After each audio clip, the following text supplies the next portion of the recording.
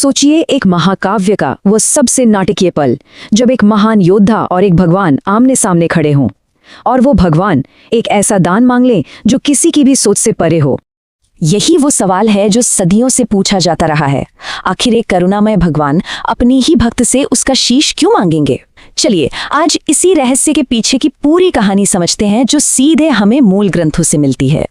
तो सीन है कुरुक्षेत्र के युद्ध क्षेत्र का। महान योद्धा बर्बरीक, जिनके पास असीम शक्तियां थी, वो युद्ध देखने के लिए वहां मौजूद है। और तभी एक ब्राह्मण उनके पास आता है और उनसे एक दान मांगता है। कुछ और नहीं, सीधा उनका सिर। अब बर्बरीक तो वचन के पक्के थे, वो दान देने को तैयार हो गए, पर उन्होंने एक शर्त रखी कि ब्राह्मण पहले अपना असली रूप तो दिखाए। और जैसे ही उस ब्राह्मण ने अपना असली रूप दिखाया, वो कोई और नहीं बल्कि खुद भगवान श्री कृष्ण थे। अब सोचिए बर्बरीक की हालत। सदमा सिर्फ इस बात का नहीं था कि उनसे उनका सिर मांगा गया, सदमा तो इस बात का था कि ये मांग कौन रहा है। बर्बरीक के मुंह से जो निकला वो ग्रंथ में हूबहू लिखा है। वो पूछते हैं, आपने ऐसा छल क्यों किया जनार्दन? उन्हें समझ ही नहीं आ रहा था कि उनके अपने आराध्य देव, उनके प्रभु उनके साथ ऐसा क्यों कर रहे हैं। तो देखिए, कृष्ण ने कोई बहाना नहीं बनाया, कोई तर्क नहीं दिया। उनका जवाब वो एक बहुत बहुत पुरानी कहानी में छिपा था। एक ऐसी कहानी जो बर्बरीक के जन्म से भी कई पहले लिखी जा चुकी थी। और यहीं से इस पूरे रहस्य पर से पर्दा उठना शुरू होता है। और यहीं पर कृष्ण वो बात कहते हैं जो सब कुछ बदल देती है। वो कहते हैं, विधि के विधान को कोई नहीं टाल सकता बर्बरीक, तुम्हें ब्रह्मा का श्राप था। बस ये सुनते ही पूरा मामला बदल गया। ये कोई साधारण दान नहीं था, ये तो एक अलौकिक नाटक का हिस्सा था। ब्रह्मा का श्राप, इन शब्दों ने कहानी का रुख ही मोड़ दिया। और ये जो संवाद है, ये ग्रंथों में बिल्कुल ऐसे ही दर्ज है, जो हमें सीधे उसी पल में ले जाता है। यहीं से कृष्ण पूरी कहानी सुनाना शुरू करते हैं कि आखिर ये सब हुआ क्यों और कैसे। तो चलिए कृष्ण के साथ हम भी चलते हैं समय में पीछे, बहुत पीछे, देवताओं की एक सभा में। क्योंकि इस श्राप की जड़ को समझना है ना, तो हमें उस एक घटना को देखना ही होगा जहां से ये सब शुरू हुआ था। उस वक्त धरती पर हालात बहुत खराब थे। कंस और जरासंध जैसे राक्षसों का आतंक था, मतलब चारों तरफ अधर्म का बोलबाला। तो ब्रह्मा जी समेत सारे देवता भगवान विष्णु के पास पहुंचे और मदद की गुहार लगाई। विष्णु जी ने उनकी प्रार्थना सुन ली और धरती का भार हरने के लिए अवतार लेने को तैयार हो गए।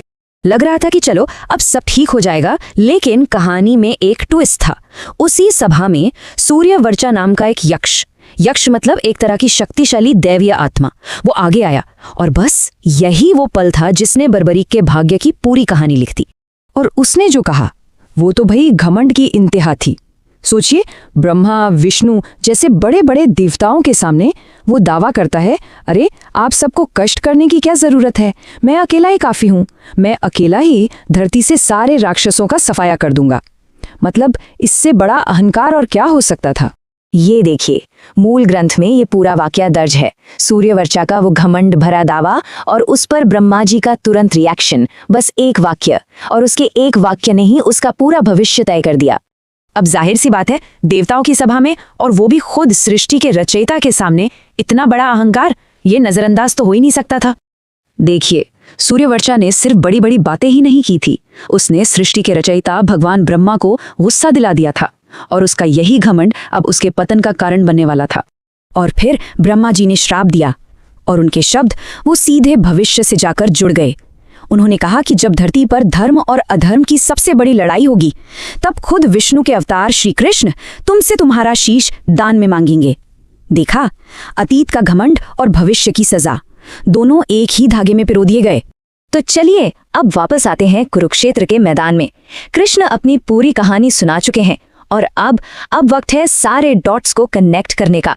बर्बरीक ये सब सुन रहे हैं, एकदम हैरान परेशान। वो ये समझने की कोशिश कर रहे हैं कि सदियों पुरानी कहानी से उनका क्या लेना देना है।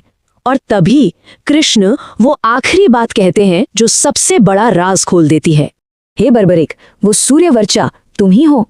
और बस इस एक वाक्य ने सारा खेल साफ कर दिया। बर्बरीक कोई और नहीं बल्कि उसी यक्ष सूर्यवर्चा का पुनर्जन्म थे, जिसका अहंकार उसे इस मोड़ पर ले आया था। तो अब पूरी तस्वीर साफ हुई। कृष्ण का ये मांगना कोई क्रूरता नहीं थी, ये तो असल में मुक्ति का रास्ता था। वो तो सिर्फ एक जरिया बन रहे थे बर्बरीक को उस पुराने श्राप से आजाद करने का और उसकी नियति को पूरा करने का। तो आखिर में ये कहानी किस बारे में है? क्या ये सिर्फ भाग्य की कहानी है जिसे कोई टाल नहीं सकता, या फिर ये अहंकार के अंजाम और विनम्रता की अहमियत पर एक बहुत गहरा सबक है?